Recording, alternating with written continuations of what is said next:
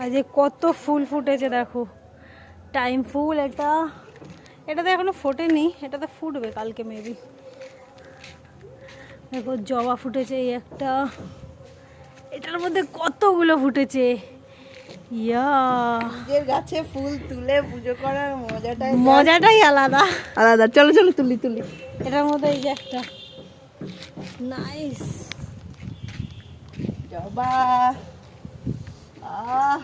এটা তো সুন্দরী।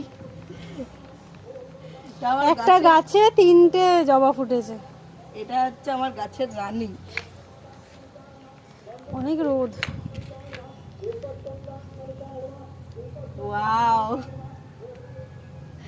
কিনে পুজো দেওয়া, ফুল কিনে পুজো দেওয়ার আর বাড়ির গাছের তুলে আলাদা মজা। জাস্ট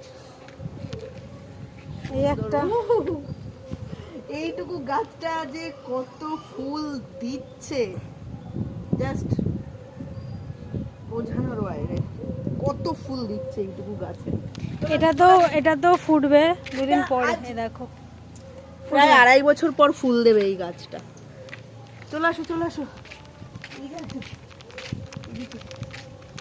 হাই, এইটুকু নীলকণ্ঠ গাছ, তার মধ্যে দেখ আমি রোদে দাঁড়াতে পারছি না। কিভাবে দাঁড়িয়েছি বুঝতে পারছিস? আর নেই না? না নেই। চলো দেখো ঝুড়ি ভরে গেছে। আমার ঝুড়িটা পুরো ভরে গেছে। এবার কটা সাদা ফুল তুলি আসো। সাদা ফুল ফুটেছে। ওহো, এই সাদা ফুলটা না বেশি রোদ পড়লেই কেমন মুড়ছিয়ে এসে যাচ্ছে। এই দুটো নয়নতারা আছে, তুলে নি। এর অবস্থা দেখো, সকাল দেখো পুরো মুখে সিঁদুরের সিঁদুর হয়ে গেছে। চলো এবার পুজো দেওয়া চলো যাক। চলো পুজো করি। টাইম